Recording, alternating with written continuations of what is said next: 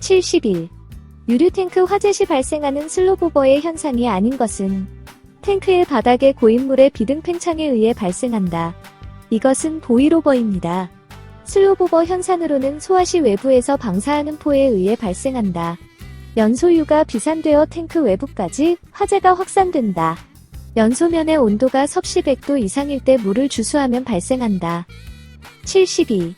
유류탱크 화재 시 기름 표면에 물을 살수하면 기름이 탱크 밖으로 비산하여 화재가 확대돼. 현상은 슬로보버. 73. 가연성 액화기스의 용기가 과열로 파손되어 가스가 분출된 후 불이 붙어 폭발하는 현상. 블레비입니다. 74. 블레비 현상과 관계가 없는 것은 핵분열.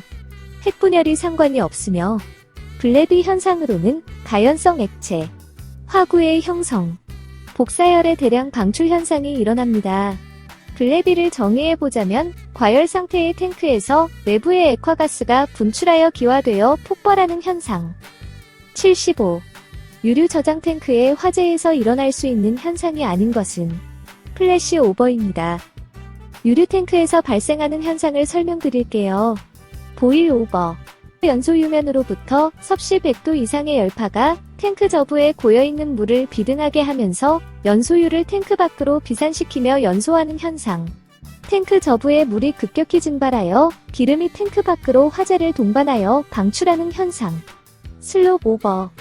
유화제로 소화하기 위한 물이 수분의 급격한 증발로 의하여 액면이 거품을 일으키면서 연료층 밑의 냉류가 급히 열팽창하여 기름의 일부가 불이 붙은 채 탱크벽을 넘어서 일출하는 현상. 블레비. 과열 상태의 탱크에서 내부의 액화가스가 분출하여 기화되어 폭발하는 현상. 프로스 오버. 물이 점성해 뜨거운 기름 표면 아래에서 끓을 때 화재를 수반하지 않고 용기가 넘치는 현상. 오일 오버. 저장 탱크에 저장된 유류 저장량이 내용적의 50% 이하로 충전되어 있을 때 화재로 인하여 탱크가 폭발하는 현상. 76. 실내 화재에서 화재의 최성기에 돌입하기 전에 다량의 가연성 가스가 동시에 연소되면서 급격한 온도 상승을 유발하는 현상은 플래시오버 현상. 77. 플래시오버를 가장 옳게 설명한 것은 옥내 화재가 서서히 진행하여 열 및 가연성 기체가 축적되었다가 일시에 연소하여 화염이 크게 발생하는 상태를 말한다. 78. 플래시 오버 현상에 대한 설명으로 틀린 것은 산소의 농도와 무관하다. 가 아니고 상관이 있다. 그 외 상관관계 사항으로는 화재 공간의 개구율과 관계, 화재 공간 내의 가연물의 양과 관계, 화재실 내의 가연물의 종류와 관계가 있다. 79. 건축물 화재에서 플래시 오버 현상이 일어나는 시기는 성장기에서 최성기로 넘어가는 시기. 80. 플래시 오버를 옳게 표현한 것. 실내에서 폭발적인 화재의 확대 현상이다. 다음은 플래시 오버 현상을 정리해 보겠습니다. 폭발적인 착화 현상, 폭발적인 화재 확대 현상. 건물 화재에서 발생한 가연성 가스가 일시에 인화하여 화염이 충만하는 단계. 실내의 가연물 연소로 생성된 가연성 가스가 누적되어 폭발적으로 연소하여 실내 전체가 순간적으로 불길에 쌓이는 현상. 다량의 가연성 가스가 동시에 연소되면서 급격한 온도 상승을 유발하는 현상. 건축물에서 한순간에 폭발적으로 화재가 확산되는 현상이 있습니다. 영향을 미치는 요소 6가지를 열거해보면 산소의 농도, 개구율, 화원의 크기, 내표 면적, 가연물의 양, 종류, 내장 재료가 있습니다. 발생 시간으로는 화재 발생 후 5에서 6분경, 발생 시점은 성장기에서 최성기이며 실내 온도는 약 800에서 900 도씨입니다. 81. 건축물에 화재가 발생하여 일정 시간이 경과하게 되면 일정 공간 안에 열과 가연성 가스가 축적되고 한순간에 폭발적으로 화재가 확산되는 현상을 무엇이라 하는가? 플래시오버 현상. 건축물 내에서 발생하는 현상으로는 크게 플래시 오버와 백드래프트가 있는데 플래시 오버는 화재로 인하여 실내의 온도가 급격히 상승하여 화재가 순간적으로 실내 전체에 확산되어 연소되는 현상. 백드래프트는 통기력이 좋지 않은 상태에서 연소가 계속되어 산소가 심히 부족한 상태가 되었을 때 계구부를 통하여 산소가 공급되면 실내에 가연성 혼합기가 공급되는 산소의 방향과 반대로 흐르며 급격히 연소하는 현상. 82. 내화 구조의 기준 중 벽의 경우 벽돌조로서 두께가 최소 몇 센티미터 이상이어야 하는가? 19cm 이상이어야 합니다. 추가적으로 5cm는 콘크리트 블록, 벽돌 또는 석재로 덮은 것, 석조로서 철제에 덮은 콘크리트 블록의 두께인 것, 10cm 철골, 철근 콘크리트조인 것, 그리고 골고를 철골조로 하고 그 양면을 두께 4cm 이상 철망 모르타르로 덮은 것. 83. 건축물의 내화구조 바닥이 철근 콘크리트조 또는 철골, 철근 콘크리트조인 경우 두께가 몇 센티미터 이상인가? 10cm 이상입니다. 추가적으로 기둥은 5cm 이상, 보는 5cm 이상. 84.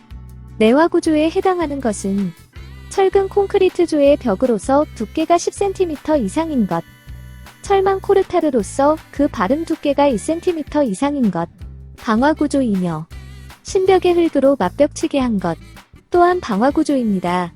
방화구조는 바르거나 붙이고 내화구조는 콘크리트 자체이거나 덮는 것이며 내화구조 조건은 마침표 철골, 철근 콘크리트조의 벽, 바닥 두께 10cm 이상, 철골을 콘크리트로 기둥 덮는 두께 5cm 이상, 볼을 콘크리트로 덮는 두께 5cm 이상. 85. 방화구조의 기준으로 틀린 것은 시멘트 모르타르 위에 타일을 붙인 것으로서 그 두께의 합계가 1.5cm 이상인 것이 아니라 2.5cm 이상입니다. 방화구조는 신벽의 흙으로 맞벽치기 한 것, 철망 모르타르로서 그 바름 두께가 2cm 이상인 것, 석고판 위에 시멘트 모르타르 또는 회반죽을 바른 것으로서 그 두께의 합계사 2.5cm 이상인 것. 방화구조를 다시 한번 정리해보면 철망 모르타르 바르기 두께 5cm 이상, 석고판 위 시멘트 모르타르 바르기 두께 2.5cm 이상, 석고판 위 회반죽 바르기 두께 2.5cm 이상, 시멘트 모르타르 위 타일 붙이기 2.5cm 이상입니다. 86. 연소 확대 방지를 위한 방화구획과 관계없는 것은 일반 승강기의 승강장 구획은 관계가 없으며 방화구획으로는 층 또는 면적별 구획, 용도별 구획, 방화댐퍼 등이 있습니다. 87.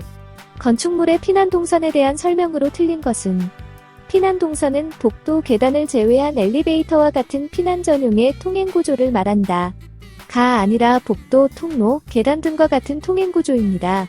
또한 피난동선은 가급적 단순한 형태가 좋다. 피난동선은 가급적 상호 반대 방향으로 다수의 출구와 연결되는 것이 좋다. 피난동선은 수평동선과 수직동선으로 구분된다. 88. 건물 내 피난동선의 조건으로 옳지 않은 것은 수직동선은 금하고 수평동선만 고려한다. 다 아니라 수평동선과 수직동선으로 구분합니다.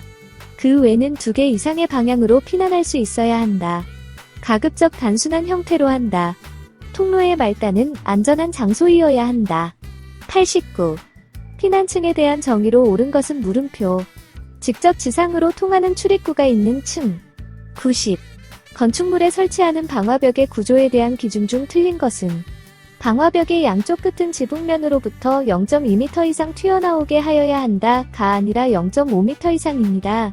또한 내화 구조로서 홀로 설 수 있는 구조이어야 한다. 방화벽의 위쪽 끝은 지붕면으로부터 0.5m 이상 튀어나오게 하여야 한다. 방화벽에 설치하는 출입문은 너비 및 높이가 각각 2.5m 이하인 각종 방화문을 설치하여야 한다.